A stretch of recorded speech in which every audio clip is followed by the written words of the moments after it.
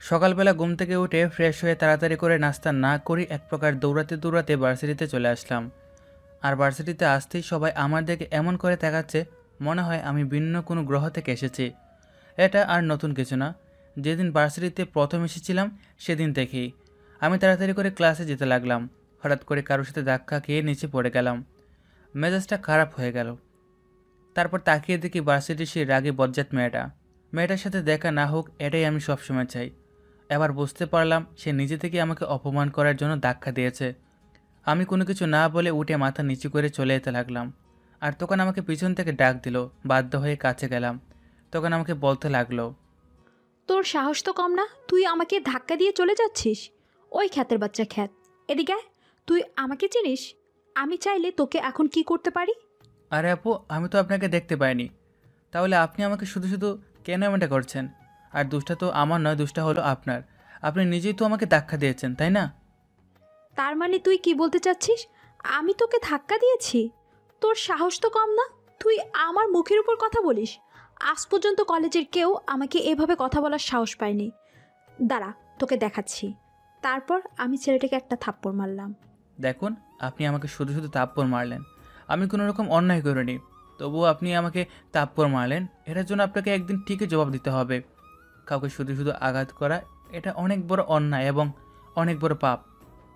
তোর কথা হলো তুই আমাকে জ্ঞান দিচ্ছিস, আর আমাকে ধাক্কা দিয়ে তুই আবার বড় বড় কথা বলছিস।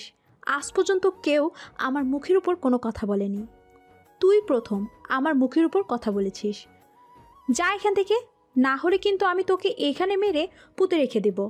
আজকে মনটা ভালো নেই, তাই তোকে ছেড়ে দিয়েছি, না হলে আজকে দেখিয়ে দিতাম। তারপর আমি সেখান থেকে চুপচাপ চলে আসলাম। আর মেয়েটা হলো এই কলেজের সভাপতির একমাত্র মেয়ে, আদরের দুলালি, তাই এরকম করবেই। আর আপনারা হয়তো কোনো কিছু বুঝতে পারছেন না। আসলে আমি ভুল করে মেয়েটার সঙ্গে ধাক্কা খাই। আর তারপরে কি হলো সেটা তো আপনারা দেখতেই পেলেন। তারপর আমি সোজা ক্লাসে চলে গেলাম। আর ক্লাসে আসার পর রকি বলতে লাগলো, আরে দেখ দেখ, আমাদের মাঝে কে এসে হাজির হয়েছে।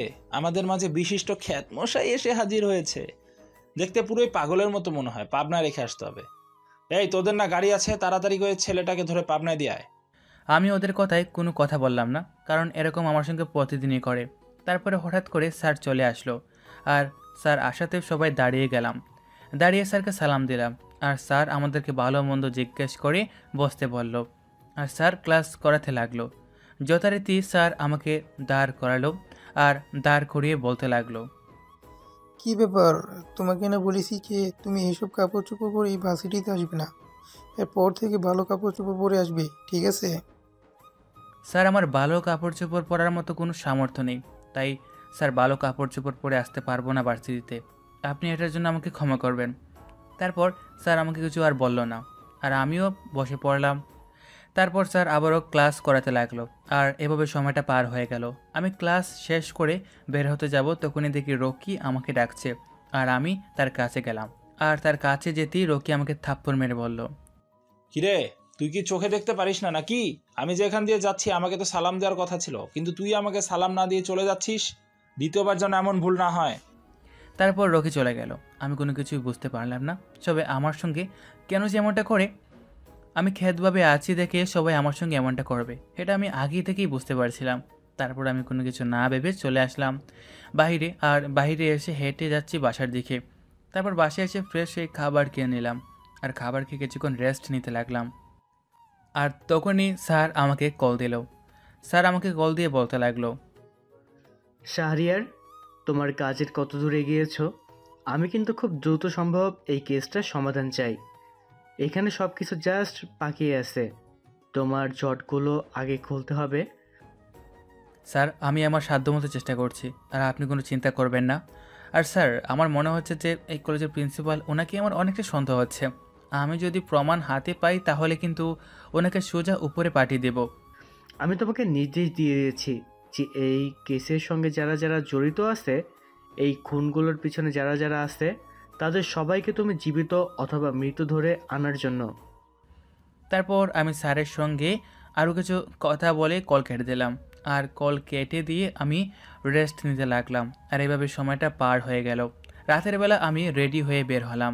কলেজের উদ্দেশ্য এখন কলেজে গিয়ে আমাকে সবটা ঘুরে ঘুরে দেখতে হবে। তারপর আমি চলে আসলাম কলেজে এসে আমি ভিতরে চলে আসলাম।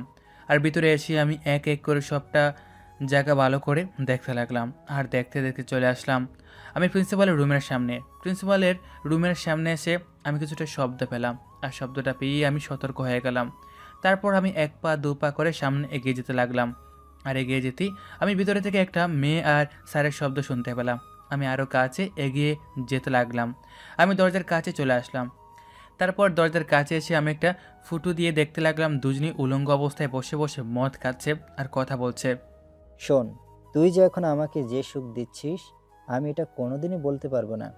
আর তোর পরীক্ষার চিন্তা তোকে করতে হবে না, তোর পরীক্ষার চিন্তা আমি করব। এভাবে রোজ রোজ আমাকে দিয়ে দিবি? স্যার, আপনি এটা কি বলছেন? আমি তো রোজ এখানে আসতে পারবো না। এখানে আসলে হয়তো আমরা ধরা পড়ে যাব। যদি একবার ধরা পড়ে যাই তাহলে কি অবস্থা হবে সেটা একবার ভেবে দেখেছেন? শোন, আমি তোকে একটা অফার দিতে চাই। যদি তুই অফারটা রাজি থাকিস তাহলে তোর জন্যই ভালো হবে। তুই এখন থেকে আমার হয়ে কাজ করবি। আমি তোকে যেভাবে বলবো তুই সেভাবেই কাজ করে যাবি। আর তোর রূপ যৌবন সবই আছে। স্যার, আপনি আমার সাথে বিছানায় আসতে চেয়েছেন, আমি বিছানায় এসেছি। সেজন্য আপনি আমার পরীক্ষাটা ভালো একটা সার্টিফিকেট দিয়ে দিবেন, তাহলেই হবে। আর এছাড়া আমাকে দ্বারা আপনার কি দরকার? শোন, আমার এখানে একটা গোপন জায়গা আছে।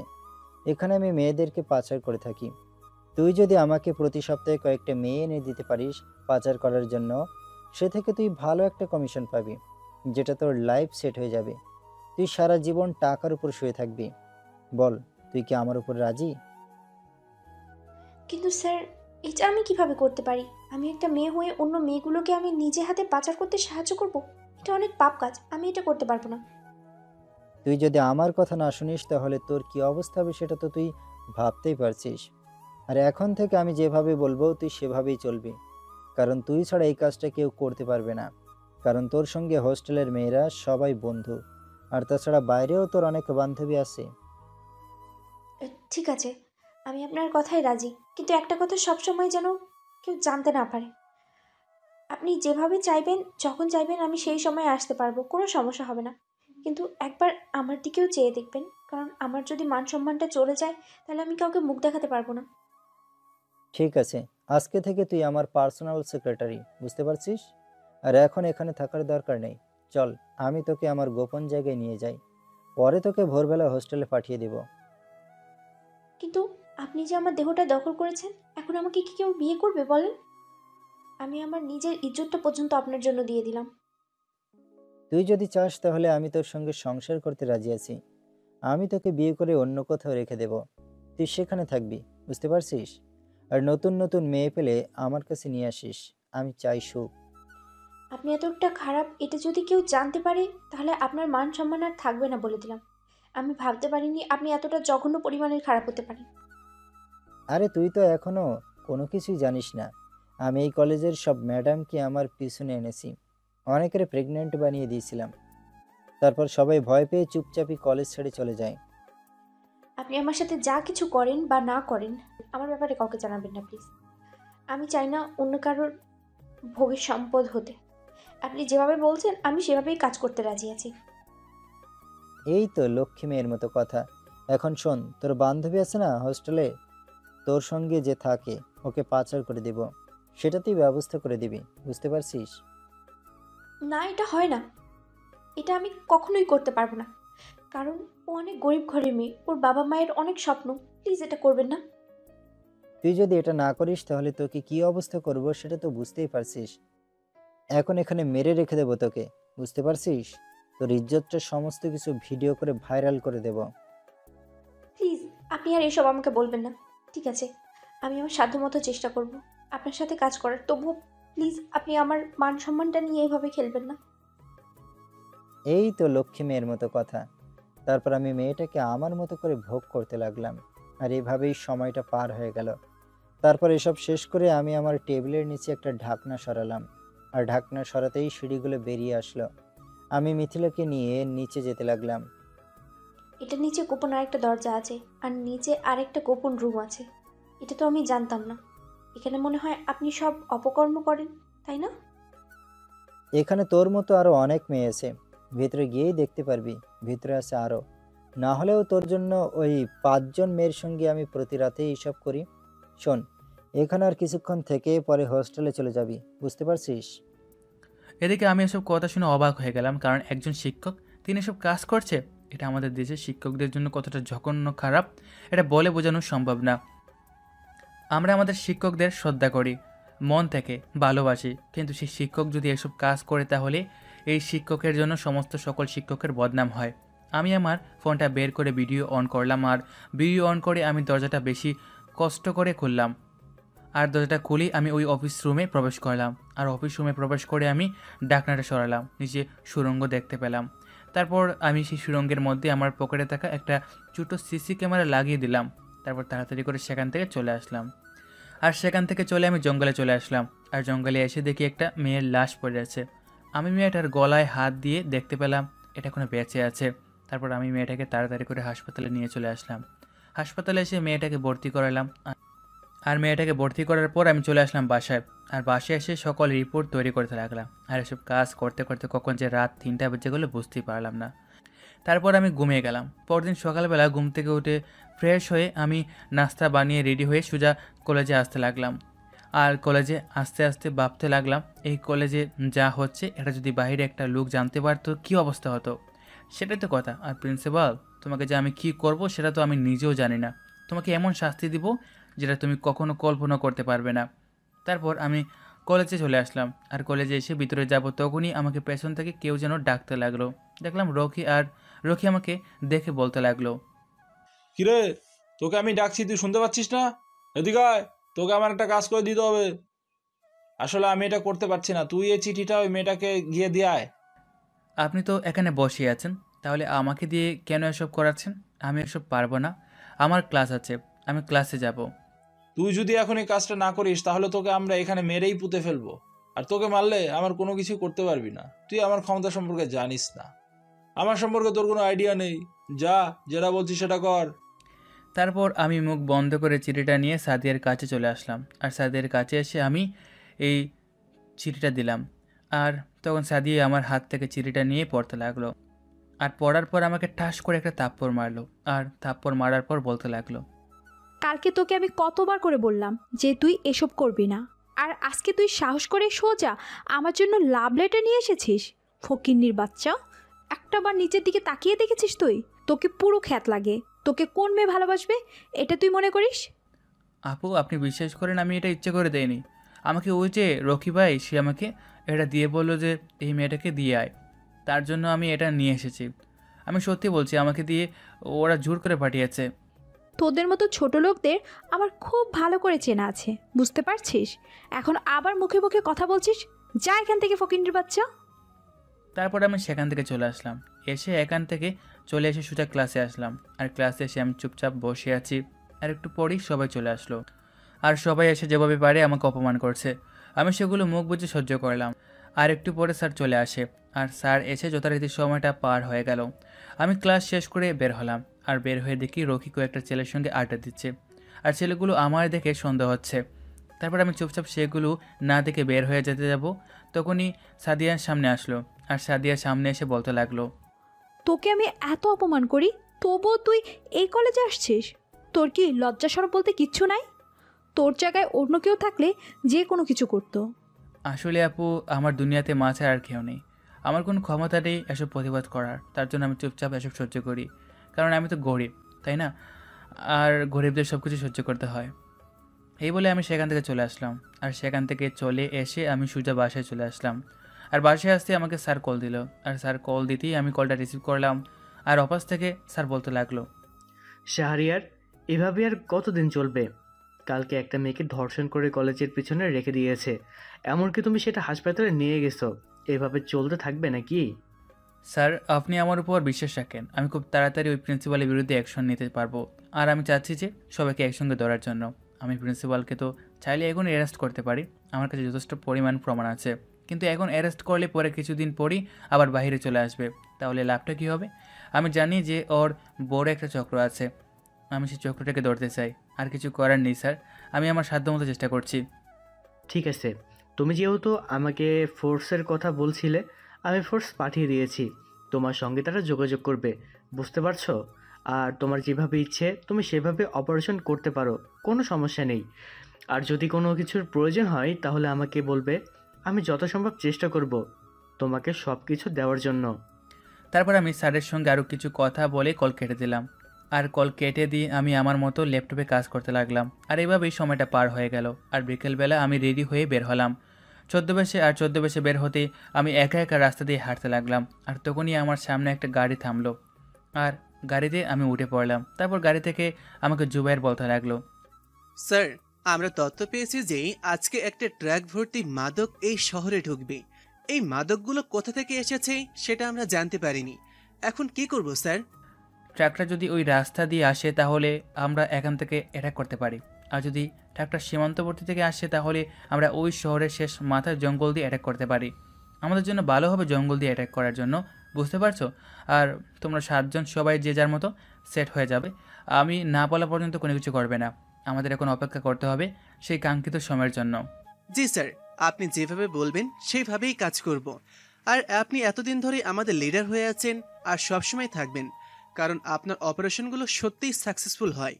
আমরা অনেকজনের সঙ্গে কাজ করেছি, কিন্তু আপনার মতন লিডার আমরা কখনোই পাইনি। আপনি সত্যিই জিনিয়াস স্যার।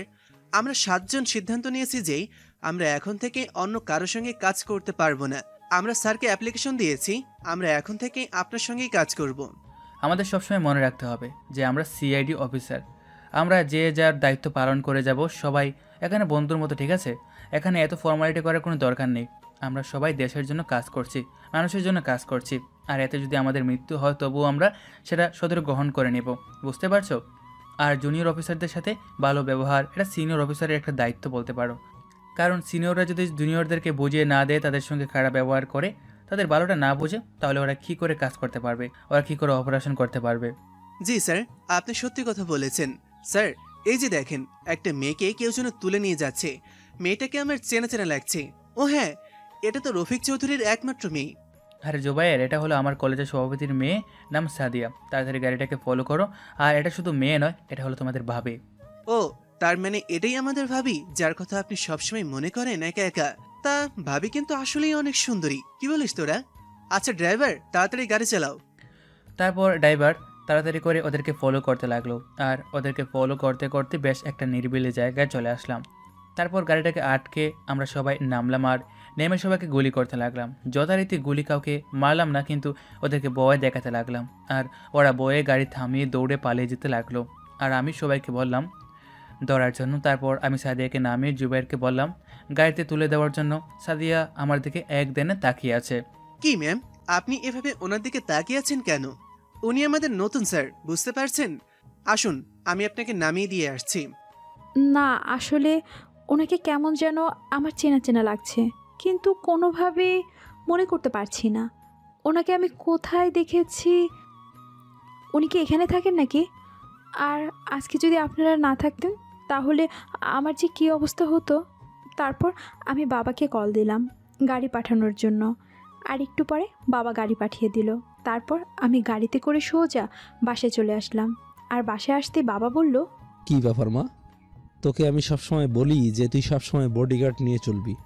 এখন দেখতে তো পাচ্ছিস, যদি ওই সময় অফিসারগুলো না থাকতো তাহলে তোকে কি করতো?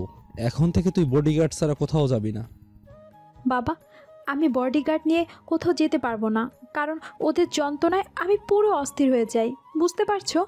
আর ওরা আমাকে কিডন্যাপ করে নিয়ে যাচ্ছিল শুধুমাত্র তোমার কারণে। তোমার উপর শত্রুতা ওদের, তাই আমার উপর অ্যাটাক করেছে, এতে বোঝাই যাচ্ছে। আরে মারে, আমি তোকে যেটা বলছি তুই সেটা কর। এত জেদ কেন করছিস? মানছি যে ওরা আমার ওপর অনেকটা ক্ষেপে আছে, আমার যে কোনোভাবে ক্ষতি করার চেষ্টা করছে, কিন্তু তোকে তো একটু সেফ হয়ে থাকতে হবে, তাই না? বাবা, আমি নিজের মতো লাইফটাকে রাঙিয়ে নিতে চাই, আমি এসব চাই না। আর এসবে থাকতে থাকতে আমি দিন দিন অহংকারী হয়ে যাচ্ছি, এটা আমি খুব ভালো করে এখন বুঝতে পারছি। এই বলে আমি আমার রুমে চলে আসলাম। আর রুমে এসে ফ্রেশ হয়ে শুয়ে পড়লাম। আর কিছুক্ষণ পরে খালা এসে আমাকে খাবার দিল। খালা আমাদের বাসায় সেই ছোটোবেলা থেকে কাজ করে। আমি যখন ছোট তখন থেকে আমাকে মানুষ করেছে। মা তো মারা গেছে সেই কবে। আমি ভাবতে লাগলাম, আমি আজকে এটা কাকে দেখলাম? আমার মনে হচ্ছে এটা কেউ ছদ্মবেশে আছে, কারণ দাড়িগুলো উঠে যাচ্ছিল। কেমন যেন চেনা চেনা লাগছে, কিন্তু কোনোভাবে মিলাতে পারছি না এই মানুষটাকে যে আমার জীবনটা বাঁচালো। কলেজের ওই নতুন ছেলেটা নয় তো, যাকে আমি কয়েকদিন ধরে অপমান করছি? কিন্তু সেই ছেলেটা কি করে হবে? সেই ছেলেটা তো কখনোই এটা হতে পারে না। দেখে তো অনেক সহজ সরল মনে হয়। খ্যাত, আমার মাথায় তো কিছুই আসছে না। এদিকে আমি আবারও সেই কাঙ্ক্ষিত জায়গাতে যেতে লাগলাম, আর যেতে যেতে প্রায় অনেক সময় পার হয়ে গেল। তারপর প্রায় 1 ঘন্টা পর সেই জঙ্গলে চলে আসলাম, আর জঙ্গলে এসে আমি অপেক্ষা করতে লাগলাম। সেখানে কিছুক্ষণ পরে দেখলাম একটা গাড়ি এই দিক দিয়েই যাচ্ছিল, আর হঠাৎ করে থেমে পড়লো। আর সেখান থেকে কিছু লোক নেমে আসলো, আর নেমে কোমর থেকে পিস্তল নেমে চারদিকে দেখতে লাগলো, আর আমিও লুকিয়ে পড়লাম সবাইকে নিয়ে। তারপর হঠাৎ করে বেশ কিছুক্ষণ পরে একটা ট্রাক আসলো, আর ট্রাকের ড্রাইভার নেমে ওই লোকগুলোর সঙ্গে কথা বলছে। আর এদিকে বললাম, জুবাইর, তুমি ট্রাকে গিয়ে একটা জিপিএস ট্র্যাকিং সিস্টেম লাগিয়ে দাও, আর ওখানে তুমি আর রাফি মিলে উঠে পড়ো, আর বাকিটা আমি সামলে নিচ্ছি। তারপর আমি সেখান থেকে আমার কৌশল মতো সবাইকে অ্যাটাক করলাম, আর আমার দেখা দেখি ওরাও ফায়ার করতে লাগলো। আর এভাবেই প্রায় অনেকক্ষণ ফায়ার করার পর দেখলাম ওরা সব কিছু রেখে পালিয়ে যাচ্ছে। তারপর আমি ট্রাকের ড্রাইভারকে দৌড়ালাম, আর ট্রাকের ড্রাইভার থেকে দৌড়ার পর আমি মারতে লাগলাম, আর মারতে মারতে প্রায় হাত করে ফেললাম। প্রায় বেশ কিছুক্ষণ পরে আমাকে বলতে লাগলো, আমাকে আর মারবেন না ভাই, আমি নির্দোষ। আমি এসবের কোনো কিছুই জানি না। ওরা আমাকে টাকা দেয়, আমি শুধু মালগুলো নিয়ে ডেলিভারি দেই। তাছাড়া আমি এগুলা কোনো কিছুই জানি না। আমি জানি তুই এই গ্যাংয়ের সঙ্গে প্রায় অনেক দিন ধরে কাজ করছিস, তোকে সমস্ত পুলিশ অফিসার ভালো করেই লক্ষ্য করেছে, বুঝতে পারছিস? আমরা সিআইডি অফিসাররা এত বোকা নই। আমরা যদি বোকা হতাম তাহলে আমাদেরকে এই চাকরিটা দেওয়া হতো না। আমি সত্যি কথা বলতে চাই, আমাকে ছেড়ে দিন। আমি নির্দোষ, আমি এসবের কোনো কিছুই জানি না। ওরা আমাকে যা বলে আমি শুধুমাত্র তাই করি টাকার বিনিময়ে, এছাড়া আর কোনো কিছুই নয়। তুই যদি এখন আমাদেরকে সত্যি কথাগুলো না বলিস, তোকে এখানে মেরে ফেলবো আমি। আর আমাদের কথা না শুনলে আমরা কি করতে পারি, কিভাবে কথা বের করতে পারি, সেটা তো ভালো করেই জানিস। আসলে আমি এই মালগুলো রাঙামাটি থেকে নিয়ে আসি, আর এই মালগুলো আমি শুধুমাত্র কলেজের সামনে রেখে আসি, আর কলেজের সামনে থেকে কিছু লোক সেগুলো ভিতরে নিয়ে যায়, কিন্তু এগুলো কোথায় রাখে সেটা আমি জানি না। ঠিক আছে, তুই যেহেতু কলেজের ব্যাপারটা জানিস না, তাহলে এগুলো কোথা থেকে করা হয় সেগুলো আমাকে দেখিয়ে দে। চল আমার সঙ্গে রাঙ্গামাটি, আর যদি আমাদের কথা মতো না শুনিস, আমাদেরকে ধোঁকা দিস, তাহলে কী অবস্থা হবে সেটা তো বুঝতেই পারছিস। আমি আপনাদেরকে সত্যি কথাই বলছি, আর আমি যে আপনাদের কাছে ধরা খেয়েছি এটা যদি ওরা জানতে পারে তাহলে আমার অনেক বড় ক্ষতি করে ফেলবে। আমার পরিবার আমার উপর নির্ভরশীল। আমি যদি কোনো কিছু হয়ে যায় তাহলে আমার পরিবার পথে বসে যাবে। তা তুই এখন এটা বুঝতে পারছিস কেন তুই ভালো মতো হালাল কাজ করে খেতে পারিস না? ওদের সঙ্গে কেন তোর যোগ দিতে হলো? আর তুই জানিস তুই এসবের পেছনে একদিন না একদিন ধরা খেতেই হবে।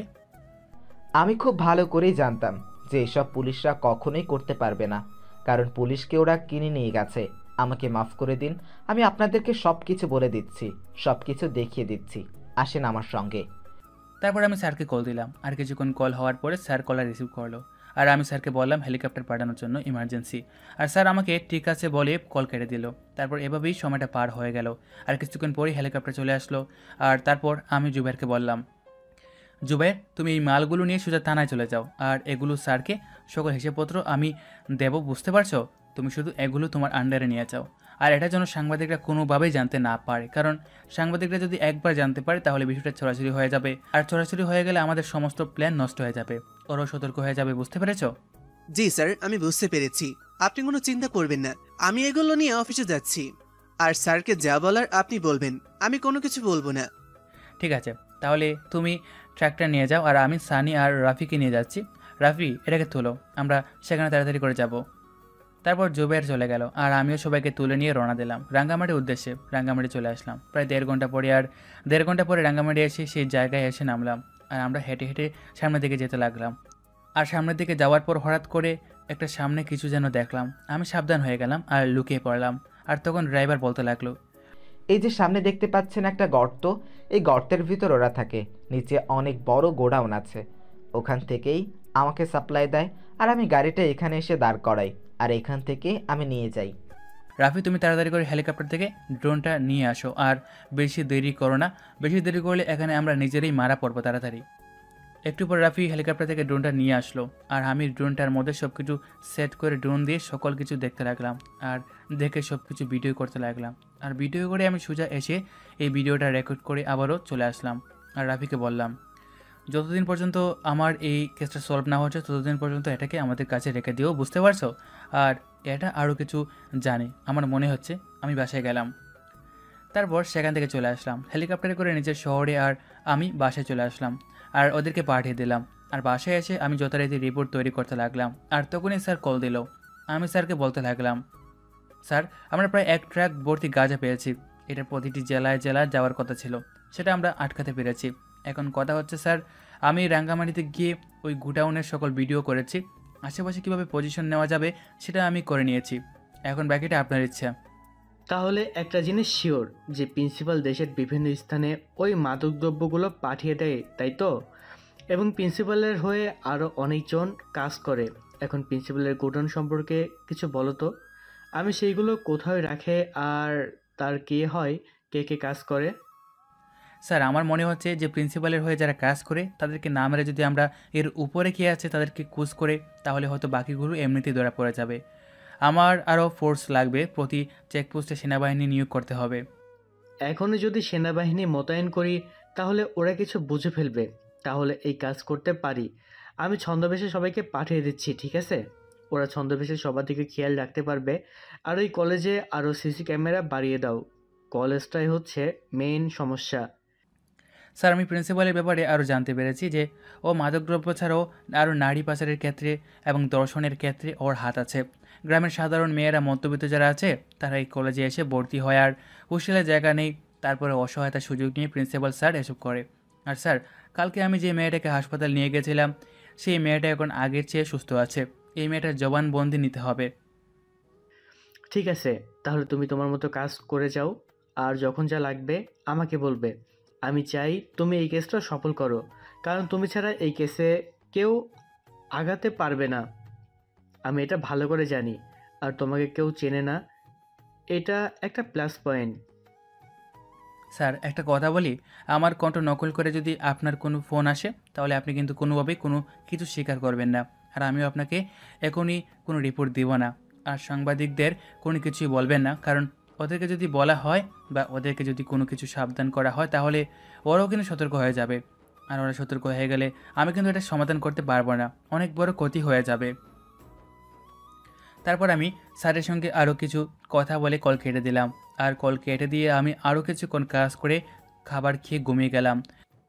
আমি আমার গোডাউনে বসেছিলাম আর সিগারেট খাচ্ছিলাম, আর তখনই বস কল দিল। বসের কল পেয়ে আমি কিছুটা ঘাবড়ে গেলাম আর ভয়ে কলটা রিসিভ করলাম। আর তখন বস বলতে লাগলো, প্রিন্সিপাল, তোমাকে দিয়ে মনে হয় আমার আর কাজ হবে না, কারণ তোমার উপর নির্ভর করে আমি সকল মালগুলো পাঠিয়েছি। এখন সেই মালগুলো কোথায় গিয়েছে, কে কিডন্যাপ করে নিয়ে গেছে, তুমি কোনো তথ্য দিতে পারছো না।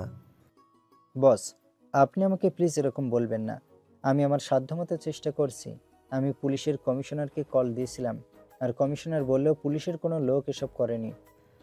আরে মূর্খ, পুলিশ তো এটা কখনই করবে না, কারণ পুলিশকে কিনে নিয়েছি আমি। এখন তুমি খুঁজে বের করো যে এটা এখন কোথায় আছে। আর আমার মনে হচ্ছে যে এখানে সিআইডি টিম লেগে গেছে। বস, আপনি সব কি বলছেন? সিআইডি টিম যদি লেগে যায় তাহলে আমাকে ওরা মনে হয় ছেড়ে দেবে না। আমি আপনার কথা এই পথে এসেছি, আমি কিন্তু এভাবে নেই। কারণ আপনি যদি কোনো কিছু না করেন তাহলে কিন্তু আমরা সবাই মারা পড়ব। তুমি কোনো চিন্তা করো না, আমি বিষয়টা ভালো করে দেখছি। আর তুমি যদি এটা না বের করতে পারো তাহলে কিন্তু আমার কোটি টাকা লস হয়ে যাবে। অলরেডি আমার কোটি টাকা লস হয়ে গেছে, আর ড্রাইভারকে কোনো কল দিয়ে পাওয়া যাচ্ছে না। আমার মনে হচ্ছে যে এটা সিআইডি টিম ধরে ফেলেছে। এটা নিয়ে গোপনে তথ্য বের করো, প্রকাশ্যে বিষয়টা কখনই আনবে না। আর আমি এমপিকে কল দিয়ে দিয়েছি, এমপি আরেকটা চালান তোমাকে এনে দেবে। বস, আপনি যদি দেশে আসছেন তাহলে কিন্তু অনেক ভালো হয়, কারণ অলরেডি কিন্তু আমাদের অনেক টাকা লস হয়ে গেছে। আমার কলেজে কোনো মেয়ে পাচ্ছি না আপনাকে দেওয়ার মতো। বাংলাদেশি মেয়েদের অনেক চাহিদা আছে, তুমি তাড়াতাড়ি আমাকে কিছু মেয়ে পাঠাও। আর যেভাবে পারো তুমি সেভাবে পাঠাবে। দরকার পড়লে তুমি তোমার নিজের আসল রূপটা দেখাও। তবু আমার মেয়ে চাই, আর এমপি তোমার সঙ্গে কথা বলবে। ঠিক আছে বস, আপনি কোনো চিন্তা করবেন না। আমি কাল পরশুর মধ্যে আরও একটা চালান দিচ্ছি আপনাকে। কিন্তু বস, বর্ডার পার করতে অনেকটা কষ্ট হচ্ছে, কারণ ওরা অনেক টাকা চাইছে। আপনি যদি একটু কথা বলে দিতেন তাহলে ভালো হয়। এটা নিয়ে তোমাদের চিন্তা করতে হবে না, এটা আমি সকল কিছুর ব্যবস্থা করে ফেলেছি। আর এমপি তো এখানে আছে, এমপি বর্ডার পর্যন্ত নিয়ে যাবে। তুমি শুধু এমপিকে মেয়েগুলোকে দেবে, আর তোমার কাজ নেই। এখন আমার কাছে এমপি আর তুমি ছাড়া কিন্তু আর কেউ নেই। আমি কাউকে বিশ্বাস করতে পারছি না। বস, আপনি কোনো চিন্তা করবেন না। আমি দেশের প্রতিটা কোনায় কোনায় লোক লাগিয়ে দিয়েছি, আর আপনি ভালো করে জানেন যে আমার অনেক লোক আছে। আপনি কোনো চিন্তা করবেন না। তুমি কিন্তু আমাকে কোনো কিছু বোঝাতে এসো না, কারণ তোমাকে এই পর্যন্ত নিয়ে এসেছি এটা শুধুমাত্র আমার কারণে, বুঝতে পারছো? আর তোমার লোকের কথা আমাকে দেখিও না। তোমাকে আমি যেটা কাজ করতে বলেছি তুমি সেটা করো। আর আমি সময় হলে দেশে ফিরবো, আর দেশে ফিরলেই পুরো দেশটাকে জ্বালিয়ে পুড়িয়ে সার করে দিব। ঠিক আছে বস, তাহলে আমি এখন রাখছি। আর আপনি কোনো চিন্তা করবেন না, আমি বিষয়টা ভালো করে দেখছি। ঠিক আছে? আর সিআইডির কাছ থেকে আপনিও একটু সাবধানে থাকবেন। তারপর কল কেটে দিলাম। আর কল কেটে দিয়ে আমি মিথিলার উপর শুয়ে পড়লাম। আর তখন মিথিলা বলল, স্যার, আপনি এতটা পচা আর আপনি এতটা খারাপ, এটা যদি আমি আগে জানতাম তাহলে আমি আপনার কলেজে কখনোই ভর্তি হতাম না। আচ্ছা, আপনি এটা আমাকে তথ্য দিতে পারবেন? আপনি এ পর্যন্ত কয়টা মেয়ের সঙ্গে থেকেছেন আনুমানিক? ঠিক আছে, তুই যেহেতু এত করে জানতে চাচ্ছিস তাহলে আমি তোকে বলি। আমি এ পর্যন্ত অনেক ছাত্রীকে ধর্ষণ করেছি, আর ধর্ষণ করে তাদেরকে ভয় দেখিয়ে তাদের মাকেও পর্যন্ত ধর্ষণ করেছি। এমনও রেকর্ড আমার আছে। স্যার, আপনি তো খুব ভালো করে জানেন যে এসব কাজ ভালো না, কিন্তু তবুও আপনি এসব কাজ কেন করেন? আপনি তো ভালো থাকতে পারতেন, তাই না? আপনি আমাকেও নষ্ট করে দিলেন। আমার লাইফটা এতটা সুন্দর ছিল। আমার ছোটবেলা থেকে এরকম ইচ্ছা ছিল যে আমি অনেক বড় কিছু হব, আর আমি সেটাই হয়েছি। বুঝতে পারছিস? আর এই যে কলেজে শুধুমাত্র জয়েন করছি, আমি এসব করার জন্যই। বুঝতে পারছিস? এখন এত কথা বলবি না। কালকে তুই ওই হোস্টেলের 2টা মেয়েকে এনে দিবি, আমি ওদেরকে পাঠিয়ে দেব। এখন যা তুই। আমি কোনো কথা না বলে কাপড় চোপড় পরে সোজা হোস্টেলে চলে আসলাম। আমার জীবনটা এমনটা খারাপ হয়ে যাবে এটা আমি কখনো ভাবতেই পারিনি। যে বিশ্বাসের জন্য আমি স্যারের কাছে গিয়েছিলাম, এখন সেই স্যার আমাকে পুরোটা শেষ করে দিল। আমি এখন বাসায় কি করে মুখ দেখাবো সেটা চিন্তাই করছি। আমার লাইফটা কতটা সুন্দর ছিল। আমি বিছানায় শুয়ে শুয়ে কান্না করতে লাগলাম। আমি আর কত অপকর্ম করব, কেউ কি নেই আমাকে বাঁচানোর জন্য? আমি তেমন কাউকে বলতে পারছি না। যদি বলি তাহলে আমাকে ওরা মেরে ফেলবে। জানি না আমার এখন কি করা উচিত। আমার কোনো কিছুই যেন মাথায় আসছে না। এদিকে আমি সকালবেলা ঘুম থেকে উঠে ফ্রেশ হয়ে নিলাম, আর ফ্রেশ হয়ে তাড়াতাড়ি করে নাস্তা করে আমি কলেজে চলে আসলাম। আর কলেজে এসে আমি চুপচাপ বসে আছি, আর তখনই কোথা থেকে যেন সাদিয়া এসে আমার পাশে বসে বলতে লাগলো, কিরে, তোকে যে আমি কালকে দেখলাম যে তুই একটা পথ শিশুকে খাবার খাওয়াচ্ছিলি। আচ্ছা, তোর কাছে তো টাকা নেই, তাহলে তুই কেন খাওয়ালি বলতো? আপনি এসব কী প্রশ্ন করছেন আমার কাছে? আর এটা তো একটা স্বাভাবিক একটা বিষয়, আমি তো প্রায় এইটা করি। আর ওরাও তো আমাকে অনেক আগে থেকে ভালো করে চেনে। আমি তো শুধুমাত্র এমনিতেই কথা বলতে আসলাম, কিন্তু কিভাবে যে কথা বলি সেটাই তো বুঝতে পারছি না। আগে তো ওর সঙ্গে আমি খারাপ ব্যবহার করে কথা বলতাম, কিন্তু এখন কি করে কথা বলি এসব আমি মনে মনে বলতে লাগলাম। আর তখনই সে উঠে চলে যেতে লাগলো। আর তারপর আমি হঠাৎ করে তার ব্যাগটা পেছন থেকে টেনে ধরলাম।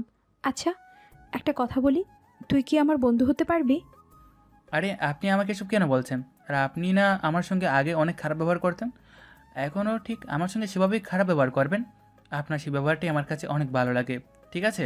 আর তাছাড়া আপনি কেন আমার বন্ধু হবেন? আমি তো এভাবেই ভালো আছি। আর তাছাড়া কলেজ আমাকে ঘৃণা করে, সেখানে আপনি আমার বন্ধু হতে চাইছেন, এটা কি মেনে নেওয়া যায় বলেন? আমি এখনও আপনাকে বিশ্বাস করতে পারছি না, সত্যি কথা বলতে। জানি না কেন জানি আমি কালকে রাতে একটু ঘুমাতে পারিনি। সারা রাত তোর কথা মনে হয়েছে, তাই আমি তোর সঙ্গে বন্ধুত্ব করতে এসেছি। এখনও আমার কেমন যেন লাগছে, আমি কোনোভাবেই নিজেকে বুঝতে পারছি না। তারপর আমি কোনো কথা না বলে চলে আসলাম, আর ক্লাসে এসে আমি যথারীতি ক্লাস করতে লাগলাম। আর আজকে ক্লাসের মধ্যে কেউ আমাকে অপমান করলো না, কারণ স্যারদের কারণে। তারপর ক্লাস শেষ করে আমি যেই না বের হতে যাব, তখনই রকি আমার সঙ্গে ইচ্ছে করে একটা রান ধাক্কা দিল। তারপর আমাকে একটা থাপ্পড় মারলো, আর থাপ্পড় মারতেই আমি কিছুটা দূরে গিয়ে পড়লাম। আর তখনই সাদিয়া এসে রকিকে বলতে লাগলো, কিরে, তোর এত বড় সাহস, তুই শাহরিয়ার গায়ে হাত তুলিস? আর কখনো যদি তুই ওর গায়ে হাত দিয়েছিস তাহলে কিন্তু তোকে এই কলেজ থেকে বের করে দেব। তুই কিন্তু আমাকে ভালো করে চিনিস আমি কি করতে পারি আর না করতে পারি। নেক্সট টাইম তুই ওর সঙ্গে কোনো ঝামেলা করবি না, তাহলে কিন্তু তোর জন্য অনেক খারাপ হবে। তুই সামান্য একজন খ্যাতের জন্য আমার সাথে এরকম ব্যবহার করছিস? আমি না তোর খুব ভালো বন্ধু, তবুও তুই আমার সঙ্গে এমন করে কথা বলছিস? তোর কাছ থেকে আমি এটা আশা করতে পারিনি। তুই যেটা আশা করতে পারিসনি এটা আমার জেনে কোনো লাভ নেই। এখন থেকে আমি যেটা বলবো তুই সেটাই করবি। তুই ওর সঙ্গে কোনো প্রকার কোনো ঝামেলা করবি না। আর আমি সবাইকে বলছি, তোমরা যদি কেউ শাহরিয়াকে অপমান করে কথা বলো তাহলে কিন্তু আমার চেয়ে খারাপ আর কেউ হবে না। ও শুধুমাত্র আমার বন্ধু, ঠিক আছে? তারপর আমি সেখানে আর কোনো কথা না বলে চলে আসলাম। আর আমি আমার মতো করে হেঁটে যাচ্ছি, আর তখনই দেখলাম একটা কোথা থেকে শিশু আমার দিকে গিয়ে আসছে। এটাকে আমি খুব ভালো করে চিনি, আমাকে অনেক ভালো করে চিনি, অনেক দিন ধরেই আমার সঙ্গে পড়েছে। আর আমার কাছে এসে বলতে লাগলো, ভাইয়া, আমি আজ 2 দিন ধরে আপনাকে খুঁজে যাচ্ছি, কিন্তু কোথাও আপনাকে খুঁজে পাচ্ছি না। আজকে আমি আপনাকে খুঁজে পেয়েছি। ভাইয়া, আমার মা অনেক অসুস্থ। আমি 2 দিন ধরে কোনো ফুল বিক্রি করতে পারছি না, তার জন্য মায়ের জন্য কোনো ওষুধ নিতে পারছি না। আমি পেছন থেকে বলতে লাগলাম, তোমার টাকা আমি দিব, চলো। তোমার মায়ের সকল চিকিৎসার খরচ আমি দিব, চলো আমার সঙ্গে তুমি। আর শাহরিয়া, তুমি বাসায় চলে যাও, তোমার সঙ্গে আমি পরে কথা বলবো। আর তোমার ফোন নাম্বারটা আমার কাছে দিয়ে যাও। তোমার ফোন নাম্বারটা নেওয়ার জন্য আমি অনেক ট্রাই করেছি। তারপর সাদিয়া এক প্রকার আমার কাছ থেকে জোর করে নাম্বারটা নিয়ে গেল, আর আমি কোনো কথা বলতে পারলাম না। তারপর আমিও চলে আসলাম, আর বাসায় এসে আমি ফ্রেশ হয়ে খাবার খেয়ে নিলাম। আর খাবার খেয়ে যথারীতি আমি ল্যাপটপে কাজ করতে লাগলাম। আর তখনই আমার ফোনে আননোন নাম্বার থেকে একটা কল আসলো, আর আমি কলটা রিসিভ করলাম। আর অপাস থেকে সাদিয়া বলতে লাগলো, কি ব্যাপার, আমি তোমাকে এতগুলো মেসেজ দিলাম কিন্তু তুমি আমার কোনো মেসেজের রিপ্লাই দিচ্ছ না। শেষ পর্যন্ত আমাকে কল দিতে হলো, আর সামনে তো বাবা ছিল, তার জন্য আমি মেসেজ করছিলাম। আচ্ছা, আপনি হঠাৎ করে এমন করছেন কেন? আমি তো কোনো কিছুই বুঝতে পারছি না। আমি তো বলেছি যে আপনার সঙ্গে আমার কখনোই এটা যায় না, তবু আপনি কি আমার কথা বুঝতে পারছেন না? তুমি আজকে বিকেলে পার্কে চলে আসবে, তোমার সঙ্গে আমার বেশ কিছু কথা আছে। বিকাল 4টার দিকে, ঠিক আছে? আমি এখন রাখলাম, নদীর পাড়ে গাছের নিচে। এই বলে সাদিয়া কল কেটে দিল। তারপর আমি পুরো আবুলের মতো ভাবতে লাগলাম। বুঝলাম না সাদিয়া হঠাৎ করে আমাকে এসব কেন করছে, কেন বলছে। আর মানুষটা একদিন আগেও আমার সঙ্গে এতটা খারাপ ব্যবহার করতো, আর হঠাৎ করে এই মেয়েটা কি হলো, আমার সঙ্গে এত ভালো ব্যবহার করছে, আমার বন্ধু হতে যাচ্ছে, আর এমন কি কথা আছে যেটার জন্য আমাকে দেখা করতে বলছে। তারপর আমি এসব ভাবতে লাগলাম, আর এসব ভাবতে ভাবতে বেশ অনেকটা সময় পার হয়ে গেল। তারপর বিকাল 4টার দিকে আমি সেই ক্ষেতের মতো রেডি হয়ে পার্কে চলে আসলাম। আর পার্কে এসে দেখি মানুষটার শাড়ি পরে দাঁড়িয়ে আছে আর আমার জন্য অপেক্ষা করছে। আমি কাছে চলে আসলাম, আর কাছে এসে আমি চুপচাপ বসলাম, বেশ একটু দূরত্ব বজায় রেখে। আর তখন সেও দাঁড়ানো অবস্থায় থেকে আমার পাশে বসলো। তারপর আমাকে বলতে লাগলো, আমি তোমাকে একটা গল্প বলতে চাই, তুমি আমার একটা গল্প শুনবে প্লিজ? না করো না, শোনো। আমি যখন ইন্টার প্রথম বর্ষে পড়ি তখন একটা ছেলেকে আমি দূর থেকে দেখতাম, কখনো সামনাসামনি কথা বলিনি, দূর থেকে দেখতাম আর ভালো লাগতো। কারণ আমিও ছেলেটার সঙ্গে দেখা করতে পারতাম না, কারণ আমার বাবার বডিগার্ড সাথে ছিল। আমাকে কারোর সঙ্গে কথা বলতে দিত না। ছেলেটা সকাল 9টা 10-এ কলেজে যেত, আর আমি গাড়ি দিয়ে অন্য কলেজে যেতাম, তবে গাড়ি দিয়ে। আমি অনেক দূরে কলেজে ছিলাম তো, তার জন্য একটু সময় লাগতো। আর আমি ছেলেটাকে সব সময় দেখতাম, বন্ধুবান্ধবদের সঙ্গে আড্ডা দিয়ে কথা বলতে বলতে যেত। কেন জানি না ভালোই লাগতো, কিন্তু চেহারাটা কখনো স্পষ্ট দেখতে পাইনি। তারপর এইভাবে বেশ অনেকটা দিন পার হয়ে যায়। আর একদিন দেখি সে সেখানেই আড্ডা দিচ্ছে। তারপর একদিন আমি তাকে খুব ভালো করে লক্ষ্য করলাম, আর যেটুকু ভেবেছিলাম সেইটুকুই। তারপর এভাবেই ইন্টারের প্রথম বর্ষটা কেটে যায়। আমার কখনো সাহস হয়নি যে বাবার গাড়ি থেকে নেমে আমি ছেলেটার সঙ্গে কথা বলি।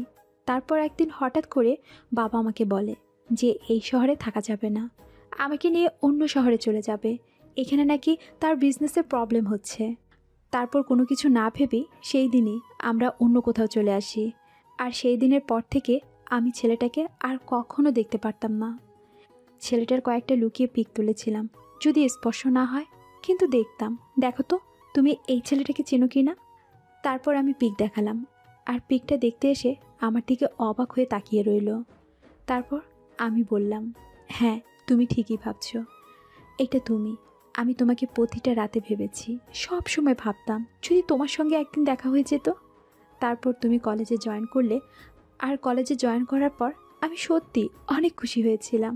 সেই দিন রাতে আমি একটু ঘুমাইনি, কিন্তু তোমার সঙ্গে একটু ফাজলামি করার ইচ্ছা ছিল, কারণ এতদিন আমি অনেক কষ্ট পেয়েছি। তার জন্য আমি তোমার সঙ্গে অনেক খারাপ ব্যবহার করি, কিন্তু যাই কিছু করি না কেন আমার তো খারাপ লাগে, তাই না? তুমি আমাকে চেনেও না চেনার পান করছো, এটা সত্যি অদ্ভুত লাগছে আমার কাছে। একটা মেয়ে কী করে এতটা ভালোবাসতে পারে? কিন্তু আমি যে তোমাকে ভালোবাসতে পারবো না, আমি যে অন্য কাউকে ভালোবাসি। আমার কেন জানি বিশ্বাস হচ্ছে না যে তুমি অন্য কাউকে ভালোবাসো। আমি এটা বিশ্বাস করতে পারছি না। আর তুমি এভাবে ছদ্মবেশে কেন আছো? তুমি তো এভাবে কখনো থাকতে না। আমি কেন এখানে ছদ্মবেশে আছি এটা আমি তোমাকে এখন বলতে পারবো না, তবে এটা ঠিক যে তোমার মতো একটা মেয়ে আমাকে ভালোবাসে, এটা আমি সত্যি বিশ্বাস করতে পারছি না। কারণ তোমার মতো করে মনে হয় না কোনো মেয়ে আমাকে এভাবে ভালোবাসবে। আমার তো কখনো মনে হয়নি যে আমি তোমাকে আবারও দেখা পাবো, আবারও কখনো কথা বলতে পারবো। কিন্তু আল্লাহ তাআলা হয়তো সেই ইচ্ছাটাই করে দিয়েছে। সবাই জানে আমি রাগী, বদমেজাজি, কিন্তু আসলে আমি আমার মতো থাকি। তবে যতটুকু অন্যরকম হয়ে গিয়েছিলাম, কিন্তু তুমি এখন আছো, আমি ভালো হয়ে যাব, সত্যি কথা দিচ্ছি। তুমি শুধু আমার হয়ে থেকো।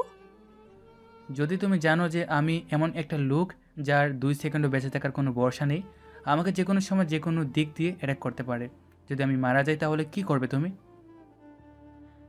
তোমার সঙ্গে যদি আমার দেখা না হতো, তাহলে আমি মনটাকে একটা না একটা দিয়ে বোঝাতে পারতাম যে হয়তো আমার ভাগ্যে নেই, তাই তোমার সঙ্গে আমার দেখা হয়নি। কিন্তু এখন তোমার সঙ্গে এতটা সময় পার করার পর, কথা বলার পর, এখন যদি তুমি আমার কাছ থেকে হারিয়ে যাও, তাহলে হয়তো আমি বাঁচতেই পারবো না।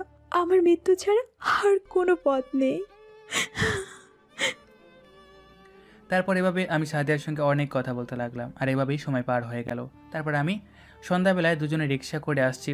তারপর সাদিয়াকে তার বাসার সামনে নামিয়ে দিয়ে আমিও চলে আসলাম বাসায়। আর বাসায় এসে ফ্রেশ হয়ে নাস্তা করে সাদিয়ার সঙ্গে কথা বলতে লাগলাম। আর এদিকে আমি আমার ল্যাপটপে কাজ করতে লাগলাম। আর তখনই জুবাইয়ের আমাকে কল দিল। আর জুবাইয়ের কল দেওয়ার পর আমাকে বলতে লাগলো, স্যার, আমি এইমাত্র খবর পেয়েছি যে কালকে রাত 11টায় এই জায়গায় মেয়েগুলোকে পাচার করা হবে। আবার এখানে নতুন চালান এসেছে, আর এখানের এমপি নিজে এটা করছে। জুবাইয়ের, আমি নিজেই তোমাকে কল দিতে চাচ্ছিলাম। শোনো, আমি তোমাকে বিভিন্ন জায়গায় ফোর্স পাঠাতে বলেছিলাম। এসব গ্যাংয়ের মধ্যে যারা কাজ করে তাদের বড় মাথাগুলোকে মেরে ফেলবে, আর সবগুলোকে হাজতে নেবে, বুঝতে পারছো? তাহলে মেইন যে মাথাটা আছে সে ঠিকই দেশে ফিরে আসবে। ঠিক আছে স্যার, আমি এখানে সবাইকে পাঠানোর ব্যবস্থা করছি, আর আপনি কোনো চিন্তা করবেন না। আমি সবকিছু রিপোর্ট আপনাকে সঠিক সময় পাঠিয়ে দিব।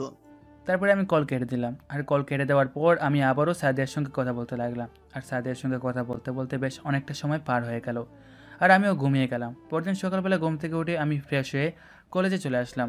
আর কলেজে এসে আমি আর সাদিয়া একপাশে বসে গল্প করছিলাম। আর তখনই সবাই আমার দিকে তাকিয়ে আছে। আর তখনই দেখলাম প্রিন্সিপাল স্যার এদিক দিয়ে যাচ্ছে। আমরা দুজনের দিকে দাঁড়িয়ে সালাম দিলাম। উনি আমাকে দেখে ভ্রু কুঁচকে তাকালো। আমি মাথা নিচু করে ফেললাম। তারপর স্যার কি যেন ভেবে চলে গেল। স্যার কি বুঝে ফেললো নাকি? আমার তো মনে হয় না স্যার এত কিছু বুঝে ফেলবে।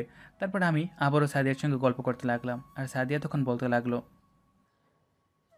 আচ্ছা, তুমি না আমাকে বলেছিলে যে তোমার মা ছাড়া আর কেউ নেই, কিন্তু তুমি আন্টির সঙ্গে আমাকে দেখা করিয়ে দিচ্ছ না কেন?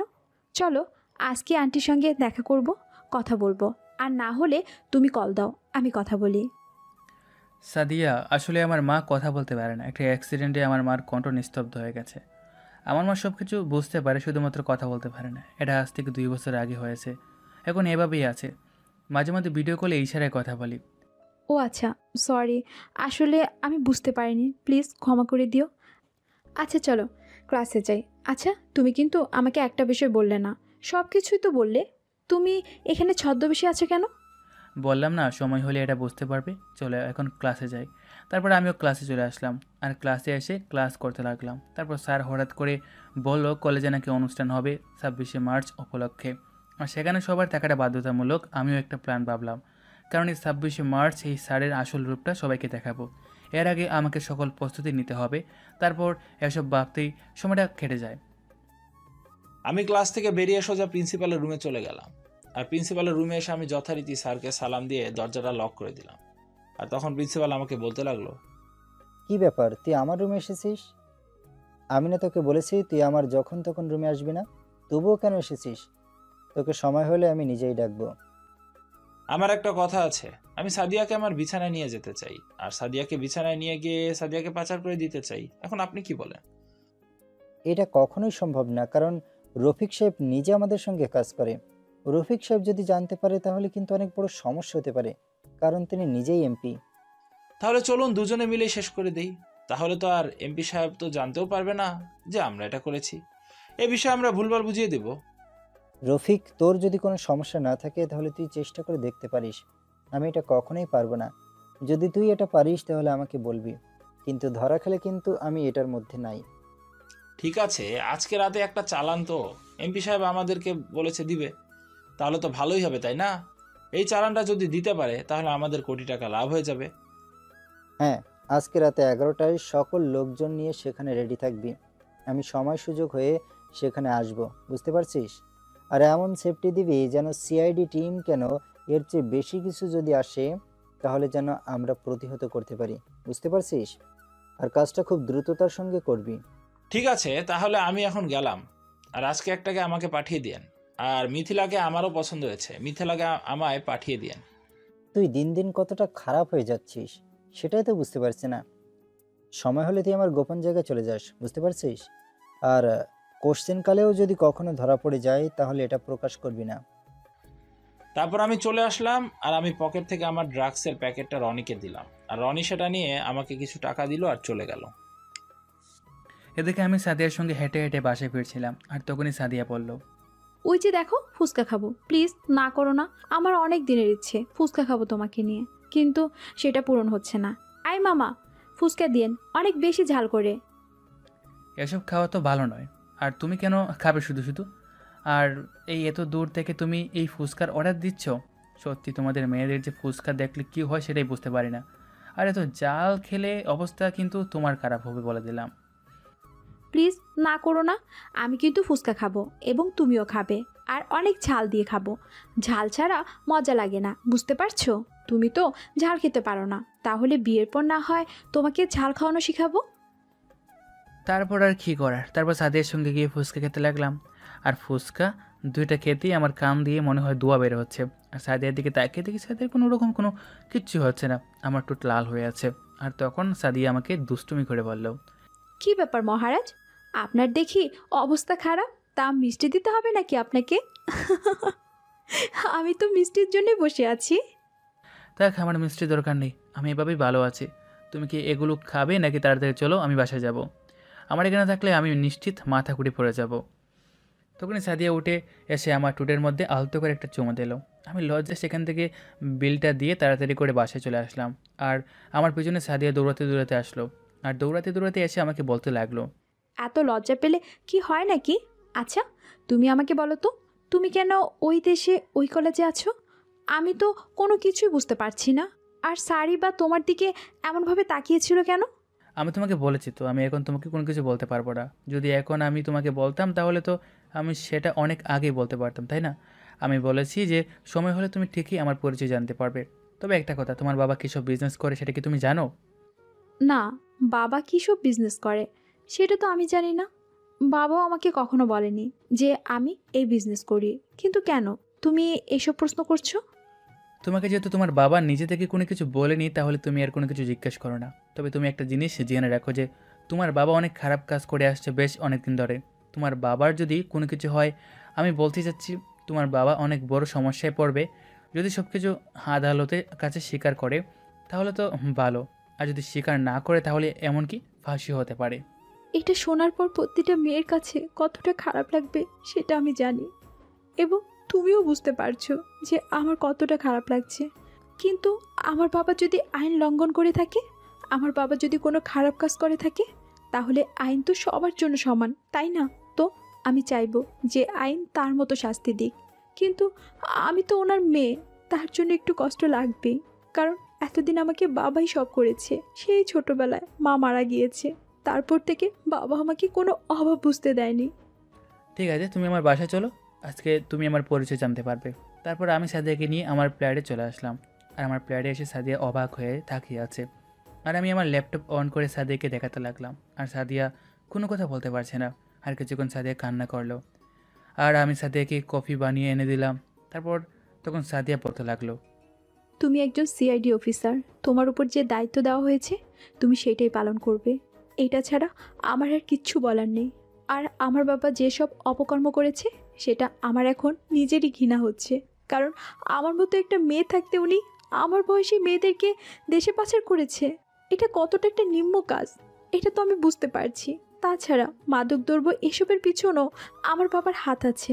আমার বাবার বিরুদ্ধে যে সকল প্রমাণ জোগাড় করা হয়েছে এগুলো আসলেই সত্যি। তোমার দায়িত্ব তুমি পালন করে যাবে। এটা নিয়ে আমি কোনো দিন তোমার সঙ্গে কথা বলবো না। ঠিক আমি এমনটাই তোমার কাছ থেকে শুনতে চেয়েছিলাম। তুমি আমার ভালোবাসার পাওয়ার যোগ্য, কারণ তুমি যদি আমাকে অন্য কিছু বলতে তাহলে আমি তোমাকে কখনো ভালোবাসতাম না। তোমার এই কথাটা শোনার পর তোমার প্রতি আমার শ্রদ্ধা বেড়ে গেছে, এটা একদম 100% বুঝতে পারছো। আর আমি যে সিআইডি অফিসার এটা তুমি কলেজে কখনোই প্রকাশ করবে না। ঠিক আছে, আমি না হয় প্রকাশ করব না, কিন্তু তোমার যদি কোনো বিপদ হয় তখন কি করবে? ওরা কি তোমাকে ছেড়ে দেবে ভেবেছো? ওরা যদি তোমার কথা একটাবার জানতে পারে তাহলে কিন্তু তোমাকে মেরে ফেলবে, কারণ ওদের হাত কিন্তু অনেক শক্তিশালী। তারপরে আমি সাদিয়াকে আলতো করে জড়িয়ে ধরে সাদিয়ার কপালে আলতো করে একটা চুমু দিলাম। আর সাদিয়াকে বললাম, তুমি যদি আমার পাশে থাকো তাহলে আমি সব কিছু সহ্য করতে পারবো, বুঝতে পেরেছো? আর তোমাকে আমি একটা জায়গায় পাঠিয়ে দিচ্ছি, না হলে তুমি এখানে থাকলে তোমাকে ওরা কিডন্যাপ করে নিয়ে যেতে পারে। আমি তোমাকে আমার মায়ের কাছে পাঠিয়ে দিচ্ছি। আমার মা কিন্তু কথা না বলতে পারলেও সব কিছু ঠিক আছে, অনেক মজার মানুষ। ঠিক আছে, তাহলে আমি বাবাকে কোনো কিছু জানাবো না। আমি এক্ষুনি তোমার মায়ের কাছে চলে যেতে চাই। আর আমি চাই না যে আমার কারণে তোমার কোনো সমস্যা হোক। আজ থেকে আমি আর কখনো বাবার পরিচয় দিব না। আমার ভাবতেও ঘৃণা হচ্ছে। আমার বাবা এতটা নিজ মনের মানুষ। সত্যি, তুমি যদি আমাকে না বলতে তাহলে আমি কখনোই জানতে পারতাম না। তারপর আমি সাদিয়াকে আমার মায়ের কাছে পাঠিয়ে দিলাম। আর এদিকে বেশ দেখতে দেখতে ও কয়েকটা দিন পার হয়ে গেল। আর একে একে ওদের সকল কার্যকলাপ আমি বন্ধ করে দিলাম। আর ওদের মাথা লাড়া দিয়ে উঠল। আর দেখতে দেখতে সেই 26শে মার্চ চলে আসলো। আজকে কলেজে অনুষ্ঠান। আর আমি খবর পেয়েছি ওদের বস বাংলাদেশে ফিরে এসেছে। সেই অনুষ্ঠানের প্রধান অতিথি হলো তাদেরই বস। এটা তো সবাই জানে না, কারণ সবাই ওনাকে ভালো নামে চেনে। উনি একজন বিশিষ্ট ব্যবসায়ী। আমি সকালবেলা ঘুম থেকে উঠে তাড়াতাড়ি করে রেডি হয়ে নিলাম। আর রেডি হয়ে সোজা সেই অনুষ্ঠানে চলে আসলাম। আর অনুষ্ঠানে এসে আমি বসে আছি, একে একে সবাই পারফর্ম করে যাচ্ছে। আমি মাইক্রোফোনে সবাইকে বলতে লাগলাম, তোমরা মঞ্চের নিচে যেভাবে আছো তোমরা সেভাবেই থাকবে। আমি না বলা পর্যন্ত তোমরা কোনো অ্যাটাক করবে না। আর প্রিন্সিপালকে, ওই বসের সঙ্গে যে বসে আছে ওই দুজনকে আমি দেখব, তোমরা বাকিগুলোকে দেখবে, ঠিক আছে? আমার কথা ছাড়া কোনো কিছু করবে না, কারণ একটা ভুল হলে ওরা পালিয়ে যেতে পারে। তারপর আমি এসে কাঙ্ক্ষিত সময়ের জন্য অপেক্ষা করলাম। আর সেই অপেক্ষা করতে করতে সে সময়টা চলে আসলো। আর আমি সবাইকে ফায়ার করতে বললাম। আর যথারীতি সবাই ফায়ার করতে লাগলো। আর আমি গিয়ে প্রিন্সিপাল আর সেই বসটাকে মারতে লাগলাম। ওরাও আমাকে মারতে লাগলো। সবাই যে যার মতো ছুটোছুটি করতে লাগলো। আমি সবাইকে কলেজের গেট বন্ধ করে দেওয়ার জন্য বললাম, কেউ যেন বের হতে না পারে। তারপর আমি ফায়ার করতে করতে প্রিন্সিপালের পায়ে গুলি করলাম। আর সঙ্গে সঙ্গে প্রিন্সিপাল পড়ে গেল। আর আমি সেই বসকে একটা হাতে গুলি করলাম। আর যথারীতি আমি আমার কোমর থেকে হ্যান্ডকাপ বের করে অ্যারেস্ট করলাম। তারপরে আমি জুবাইরকে বললাম সবাইকে একসঙ্গে মাঠে আনার জন্য। আর আমি স্টেজে উঠলাম। আমার সঙ্গে আমার টিম আছে। আমি বলতে লাগলাম, আপনারা শান্ত হন, আমরা সিআইডি থেকে এসেছি। ওনারা ছদ্মবেশে দেশের মধ্যে নারী পাচার, মাদকদ্রব্য এসব নানা অপকর্মে লিপ্ত। এতদিন মুখোশ পড়েছিল, আজকে আমরা সেগুলোকে ধরতে পেরেছি। আর আমাদের এই অপারেশনের পেছনে বিশেষ অবদান হচ্ছে বাংলাদেশ সেনাবাহিনী। আপনাদেরকে সত্যি আমার অন্তরের অন্তঃস্থল থেকে ধন্যবাদ জানাচ্ছি। তারপর সবাই হাততালি দিতে লাগলো। আর আমি সবাইকে নিয়ে চলে আসলাম। আর আমাকে স্যারেরাও অনেক সম্বর্ধনা দিতে লাগলো। তারপর এসব করতে করতে একটা দিন পার হয়ে গেল। আর আমিও ছুটি নিয়ে সরাসরি বাড়িতে চলে আসলাম। আর বাড়িতে এসে দেখি মায়ের সঙ্গে সাদিয়া বেশ বন্ধুত্বপূর্ণ সম্পর্ক গড়ে তুলেছে। তারপর যথারীতি আমাদের বিয়েটা হয়ে গেল। আর বিয়েটা হয়ে গেল বেশ পারিবারিকভাবে। আর এখন আমি দাঁড়িয়ে আছি বাসর ঘরের সামনে। তারপর কোনো কিছু না বলে আমি বাসর ঘরে প্রবেশ করলাম। আর গিয়ে দেখি মানুষটা ঘুমটা দিয়ে বসে আছে। আমি যেতেই আমাকে সালাম করল। আর আমি বুকে জড়িয়ে ধরলাম। আর তখন সাদিয়া বলতে লাগলো, আমার বাবার হয়তো ফাঁসি হবে, কিন্তু সেটা আমার কোনো দুঃখ নেই। ওনার সাজা উনি পেয়েছে। তোমার কাছে শুধু আমার একটাই চাওয়া, তুমি ছাড়া আমার জীবনে আর কেউ নেই, আমার জীবনে কোনো লক্ষ্য নেই। আমি সব সময় তোমার সাথে থাকতে চাই। প্লিজ, আমি যাই কিছু করি না কেন তুমি তোমার কাছে রেখে দিও। যদি কখনো আমি ভুল করি তাহলে আমাকে শাসন করো, কিন্তু কখনো ভালোবাসাটা আমার কাছ থেকে কেড়ে নিও না। না, তোমার কাছ থেকে কখনোই আমি ভালোবাসাটা কেড়ে নেব না। তোমাকে সব সময় আমি আমার বুকের মাঝে আগলে রাখবো। তা এখন কি আপনাকে নিয়ে অন্য জগতে যাওয়া যায়? আমি কি অন্য জায়গাতে যাওয়ার জন্য না করেছি নাকি? আপনার যেটা ইচ্ছা আপনি সেটাই করতে পারেন, কারণ আপনার সম্পদ আপনি কিভাবে ব্যবহার করবেন না করবেন সেটা আপনি জানেন। তবে আমার একটা চাওয়া আছে, আমি যেন খুব তাড়াতাড়ি মা হতে পারি। তারপর আমি সাদিয়াকে কোলে তুলে নিয়ে বিছানায় শুয়ে দিলাম। আর এভাবেই আমি সাদিয়াকে নিয়ে হারিয়ে গেলাম এক অন্য রাজ্যে। আর এভাবেই না হয় চলতে থাকুক আমাদের দুষ্টু মিষ্টি ভালোবাসা।